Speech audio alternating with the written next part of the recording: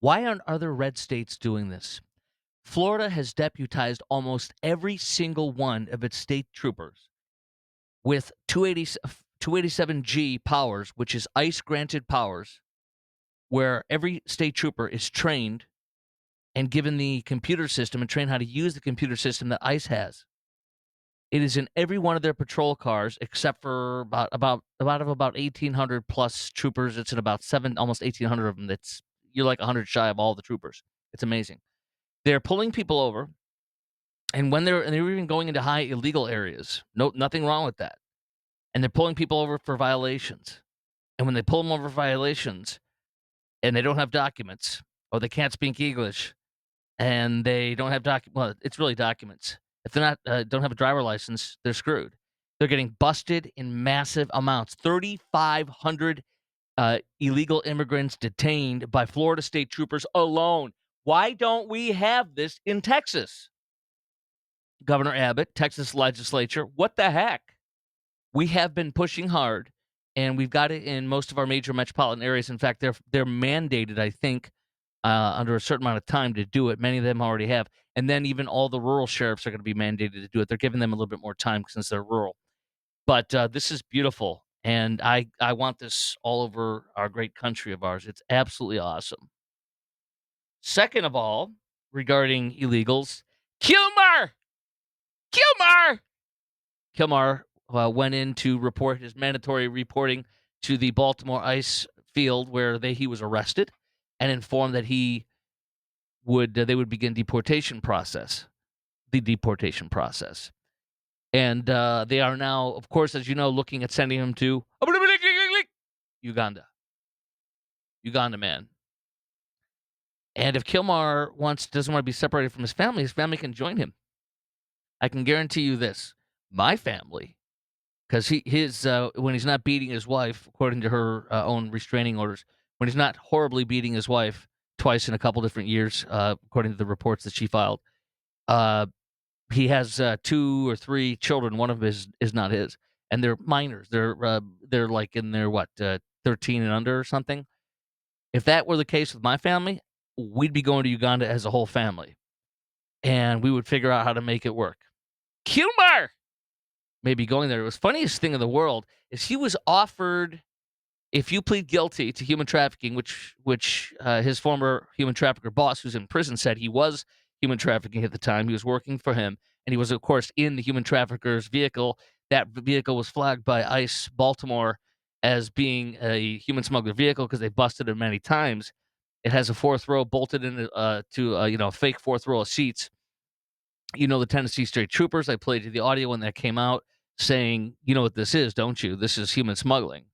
And the Biden FBI and DOJ wouldn't do anything about it. They chose not to do anything about it. They let him go. We want to make sure he can uh, do more human smuggling. Even the illegals that we don't know who they are, just bring them in. We want more illegals. An unprecedented invasion. By the way, as you know, my saying, an unprecedented invasion of 10 to 20 million illegals in 4 years, which has never happened to any country in the history of this world. An unprecedented invasion begets an unprecedented deportation process, and you're seeing it happen, and I love it. So they had a love fest for Kilmar. This is great. Here he is talking. By the way, his attorneys were saying that Kilmar doesn't speak Ugandan. So if you send him to Uganda, he doesn't speak Ugandan. Don't worry about it, Kilmar. Here he is. He can't speak English, and he's been here for 14 years. Un milagro, gracias a Dios. Yeah, thank you, God. Right. By the way, do you know that Kilmar also, according to DHS Secretary Christine Nome, and I've read the reports, I've told you this before, but it's been a while. Kilmar also, in his human smuggling, according to the federal government, was taking pictures of child minors naked, because human trafficking typically is also sex trafficking. I just heard her make that comment again today on Sean and Hannity's show. I'd forgotten. It's been a while since we talked about that aspect of him. So, anyways, here's Kilmar. I fear going to Uganda. I don't speak Ugandanese or whatever language they speak. Don't worry about it. Their official language is English, which you still don't speak here. You don't speak the English. I love how we talk about God. They brought Bibles. Yeah, yeah. Well, if you actually followed the Bibles, you would see in Romans 13 that God says that you are to obey the laws of the land because I put the government in charge, whether they're good government or bad government. God puts the government that's in charge of all places, all nations. And he says, you have every reason to fear if you break the law because I gave them the sword for a reason. And if you are obeying the laws of the land, in Romans, Paul says, which is God's word, says that you have nothing to fear. And so here's Kilmar trying to invoke the Bible. Also, God, boundaries and borders are godly. Enforcing the laws is godly. It's riddled in the Bible in Old and New Testament. Let me play this for you. Here's Kilmar. Gracias a toda la comunidad. This was a miracle. Thank you to God and thank you to the community power. That is a Soros-funded group called CASA. They've gotten millions from them. They're all radical, leftist, illegal folk, movers and NGOs, and stuff like that. But Kilmar, thank you for allowing me to get out of the ICE facility and come back so I could beat my wife a third time. I mean, now this is these leftists just totally be clowning themselves. Here they are singing for Kilmar. They're singing. Listen to these people. They're wearing pink vests. Where are their pink vagina hats? Here we go. Kilmar is our neighbor. You can't have him Trump. No! Kilmar is our neighbor. You can't have him Trump. He's wife beating next door, and I can hear the screams. Yeah! These people are doing such favor for it. They are so freaking mentally deranged. I don't know. These are some real sad people. Help him! He needs to do human smuggling and take more naked pictures of minors for the purpose of sex trafficking. Help him! He needs to beat his wife. We need more illegals smuggled in that may have criminal warrants and homicides from their home countries. These are our neighbors. Cuckoo, cuckoo. Now, be careful when you. Oh, by the way, I forgot to tell you this. So the DHS offered Kilmar, if you plead guilty to human smuggling, we'll send you to Costa Rica, which is much more favorable. And if you don't, you are probably going to Uganda. So he rejected Costa Rica and saying, yes, I'm a human smuggler when we know he is, according to authorities. He rejected it, and so he's going to Uganda, and now he says, oh, after all that, I want to go to Costa Rica. In your face, up your rump, buddy. I hope he doesn't get to go to Costa Rica. He'll come right back up to the border when the next Democrat's in power. It's just sick saga. Meantime, beware of every single case you see with an illegal that makes you feel sorry or sympathy for a split second, because chances are you'll be embarrassed if you do feel that way. For example, I played you the audio that illegal in DC on the streets screaming like it sounded like it was going dabba dabba doo, dabba dabba doo, like Fred Flintstone, or it's just very embarrassing and very hysterical. And Jessica Tarloff from the liberal on the from the Five on Fox tweeted out and was all mad. The next day, she deleted it because she found out he was arrested for raping a minor child under 13. Oh, Telemundo, the network that does noticias news, 24 hours nonstop, was doing this crap with this guy. And then they all of a sudden, oh, wait, he raped someone under 13? Oh, well, we went wall to wall for 24 hours, making him like a victim. Gee. And one of the things I said was, did the 13-year-old girl or the 12-year-old boy or whatever he was, the child that was under 13 that he raped, according to the authorities, did they cry like that? It's just sick. Now, here's another case. And by the way, they're all black and brown. No, I told you about the 56 Irish people that were deported, all white. But look at this. Here's a South Korean. A Korean. They're black and brown. Koreans are not black, nor are they brown. Here we go. This is from Fox 13, Utah. Family, friends, and community shocked and worried after a beloved Utah violinist detained by ICE. Now comes Fox News' Bill Malugin to tell the truth, because he has all of his deep DHS connections. They tell him everything. DHS tells Fox News this violinist arrested by ICE is a South Korean illegal alien who's been on a visa overstayed for over 25 years. He has a prior DUI conviction in Utah 5 years ago.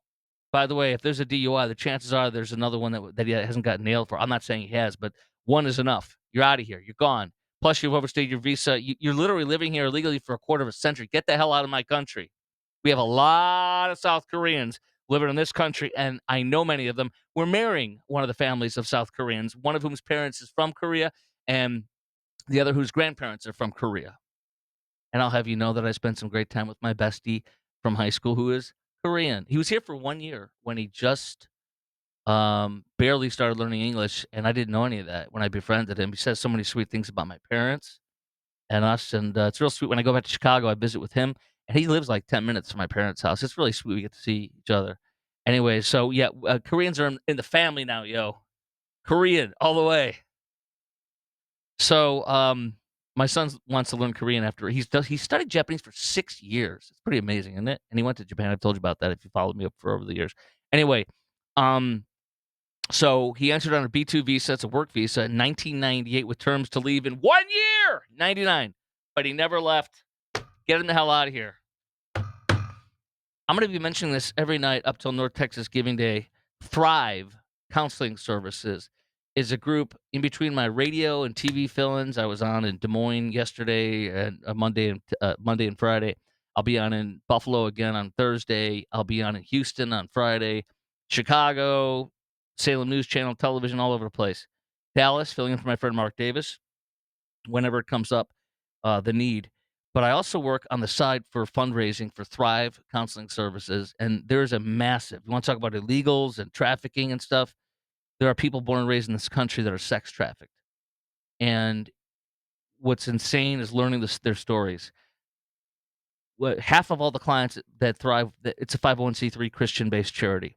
So not only are they their advocate, a lot of times they're case managers. They're living in homes, getting segued into going back to normal life, and their case managers is their only advocate.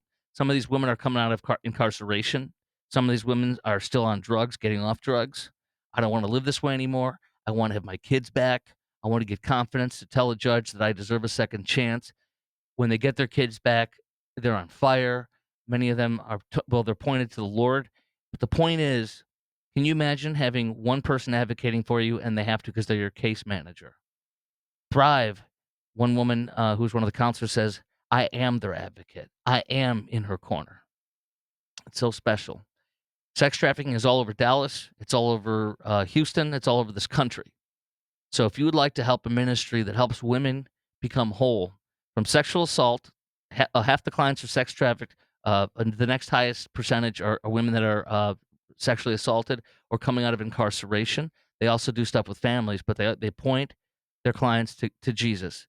So I am partnering with them. I'm working with them, and I am fundraising. If you want to donate, wait till August 28th because that's when North Texas Giving Day starts, and it'll be matched and everything is going. If you want to check them out, thrivecounselingservices.org, thrivecounselingservices.org. But I'll have a short code for you for North Texas Giving Day coming up. I just want to keep telling you about them. I've sat here. I'm sorry, I have more talk topics, but I've sat here and watched 30-minute videos from the Texas Attorney General's office on sex trafficking in tiny towns. I think it was Adamsville or Smithville, Texas. Happened there in a trailer park. Women running out screaming. The lady called the cops, and the cops busted up a sex trafficking ring. It just happened in Houston last month. So it is everywhere, and it is empowering. It puts goosebumps on you. Truckers are always looking out for them, and it's a lot of powerful stuff. So, okay, let's go to Cracker Barrel. Hold on, the best commercial ever. Cracker Barrel, Cracker Barrel, Cracker Barrel. This is a new commercial that came out today called "Down with the Cracker." Here at Cracker Barrel, we value diversity, equity, and inclusion. That's why we are going one step further to ruin our brand. We are investing millions of dollars into replacing all of brown pegs in the peg game to bright, colorful pegs. Also, we're changing the rules. The white pegs are not allowed to move or jump anymore, leaving the colored pegs to do whatever they want. We call it Down with the Cracker. It's about being fair in an unfair world. Are you down with the cracker?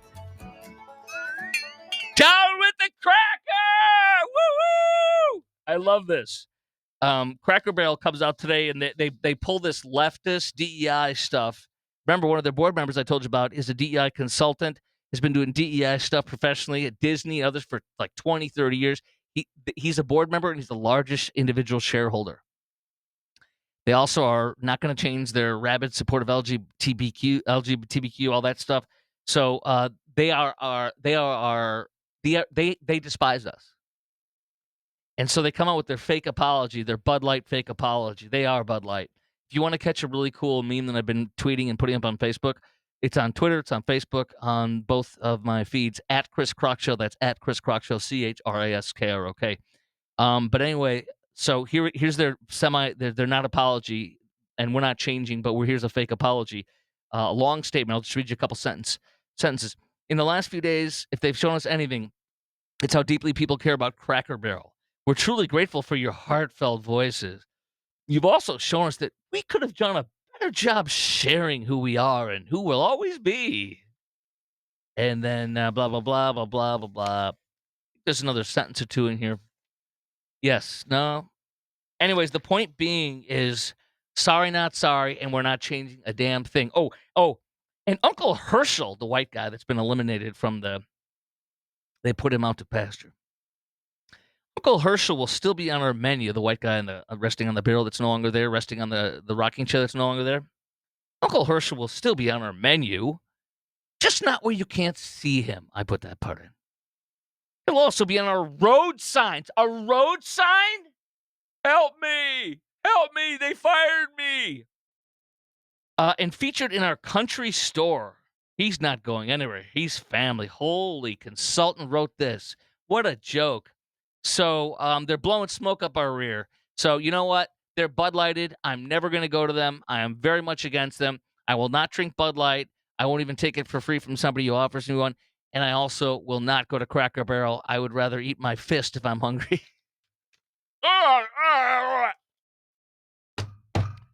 This is incredibly important. Incredibly important. Chicago. You had today with Trump saying he's going to be sending the National Guard. The Pentagon said for a couple of weeks now they've been planning on deploying to Chicago. Mayor Conehead, my parents call him because he's got his head's pointy from a horrible haircut that makes him look like a conehead. It's just really embarrassing how bad he looks. Anyway, he has I thought it was a 7% approval rating, but this journalist says 14% lately. He comes out and says this, but there's going to be must-hear video on this, just must-hear. But first, here's the first thing you got to hear. That's Mayor Johnson saying we don't want the Guard or federales coming. The federal government should spend that money on proven solutions to crime and violence reduction. We cannot incarcerate our way out of violence.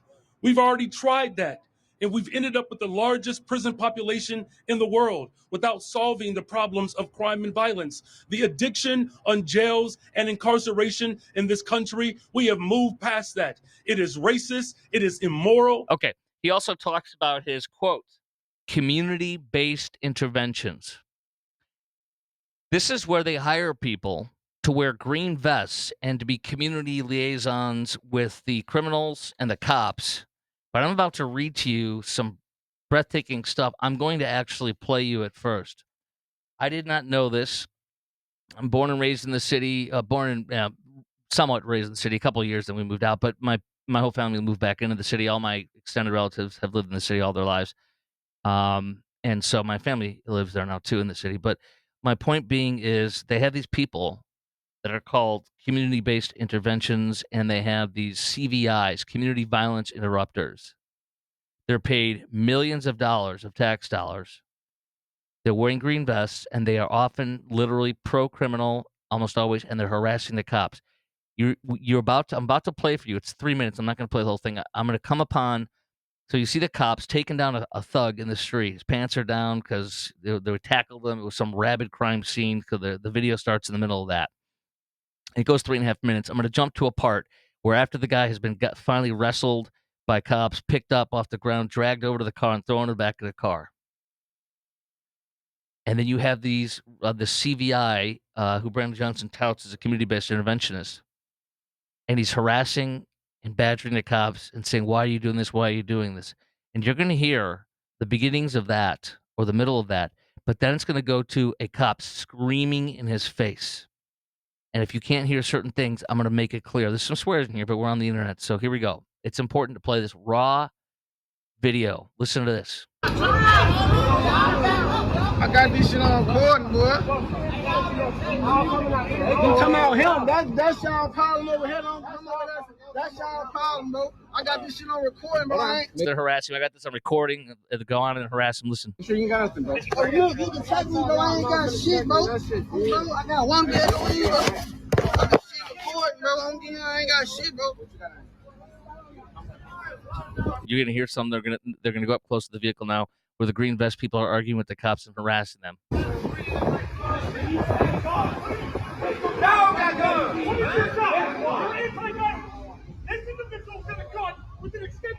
Okay, now you're hearing the cop. You're hearing the cops scream at these harassers in green vests that the mayor pays millions and millions of tax dollars to use to violence interrupters. They're pro-criminal. Here, listen. This individual's got a gun with an extended magazine. So do your job and quit coming up on us and screaming at us. You know how fucking frustrating that is? Then we gotta run through that in the middle of the fucking street with a goddamn gun? Do you know? Do you know? How many people get their fucking gun? And you're in my face! And you're in my face. Do you know that guy had an MF gun? That guy had an extended magazine, which is illegal in the city of Chicago. He's a thug with a gun. He's got an extended magazine. They're taking down a dangerous felon who could kill him. And this guy's harassing them in their face, and they're being taken millions of tax dollars for this crap. This is who Brandon Johnson was touting today as his answer, not the federales. I know that's not what you call them, but I call them that. And the National Guard and stuff. Thug lovers like this. And I'm going to read you a statement from the Chicago Contrarian, a very well-known mainstream local publication and outfit in Chicago. Okay, there you go. So here, let me read this for you though from the Chicago Contrarian. Last week, Mayor Johnson was praising the work of community violence interrupters (CVIs). While venerating CVIs, the mayor said they put their lives on the line. Not the cops. The CVIs put their lives on the line. This man is sick and twisted. In Austin, which, by the way, the Contrarian said today, you had Governor Pritzker saying, "I'm here at 6 a.m." He's walking along the river, the lakefront at 6 a.m. on a Monday morning. There's no crime here. It's beautiful. Da da da. And the Contrarian said, "Hey, Mayor, go to Austin. Austin is a hellhole. Go to the Austin area. It's a hellhole. That's where this is taking place." In Austin, CPD, Chicago Police, arrested a man with a gun which had an extended mag. Mags are illegal. Extended mags are illegal. The video captures two men, both of whom are wearing colored green and yellow vests. Both men are violence interrupters. Again, Johnson's answer, a socialist Democrat's answer.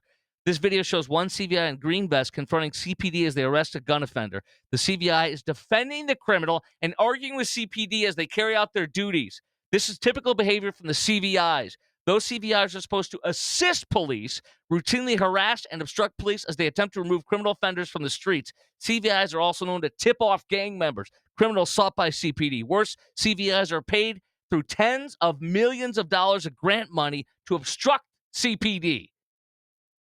That's why many people I know left the CPD. I just spent some time hanging out with a few that were in CPD that went to another major suburb. There's so many of them all over that city, and many of them are college educated, top flight cops. They're at 5, 6, 10, 15 years. They've given the best, and now they lose the best because after you've been on 5 years in the department, of any department, you've gone through almost any possible scenario. You are the most valued officer to be on that team of a police force. And they're losing the most valuable over and over again. And what are they going to get? They're going to get thugs because they'll lower their standards, let anybody in, like in Memphis, where those thugs who were thugging and beating people in prison were given police badges in the city of Memphis because they were the right color and because they're desperate and they lower their standards. So this is what progressivism does. It destroys lives, it destroys cities, and it destroys the crime fighters. Okay, here we go. Continuing on, worse CVIs are paid. Okay, CVIs do nothing to improve conditions on the streets. On the contrary, CVI's work to protect criminal offenders who are spreading mayhem in Chicago neighborhoods. Violence prevention programs are a scam, and our tax dollars are paying for them to obstruct CPD. Amen. That's on my Twitter feed if you want to see that video and the piece. I'll be doing videos soon. I'm switching up some stuff on the podcast to accommodate that. It'll take a little bit, but we'll get there. Okay, DC Police Union. This is great. The DC Police Union says in 2 weeks, first of all, they've gone 2 weeks with no homicide. That's insane for DC. 2 weeks. Number two, robbery is down 42%, carjacking down 85% from 2 weeks prior to Trump's surge and 2 weeks after Trump's surge. So you have a 1 month before and a 1 month, like a 1 month span, 2 weeks before, 2 weeks after. Robbery down 42%, carjacking down 85%, car theft down 24%, violent crime down 25%, property crime down 10, total crime down 11. Hoo-ah! Winning. We're going to close out with Governor Moore, who says, Trump, come walk with me. Walk the streets of Baltimore, which is some woke thing that came up when George Floyd died of the drug overdose in the custody of Minneapolis police. St. George Floyd. Blessed be his name. Wes Moore says, come walk with me. Trump says, if Wes Moore needs help like Gavin Newsom in L.A., I will send the troops, which is being done in nearby D.C., and quickly clean up the crime. After 1 week, there is no crime and murder in D.C., Trump tweeted. When is it like that in Baltimore? When it's like that, I will proudly walk the streets. P.S. Baltimore's ranked the 4th worst city in the nation in crime and murder. Stop talking and get to work, Wes. I'll see you in the streets. But there's more. He gets even more nasty, which I love. Also, I gave Wes Moore a lot of money to fix his demolished bridge. I will now have to rethink that decision, ? In a follow-up post, this is the favorite part. He writes, did Wes Moore, because he was in the war, he was in combat. Did Wes Moore, governor of Maryland, lie about getting a Bronze Star? ? I don't know if he did, but that's hysterical.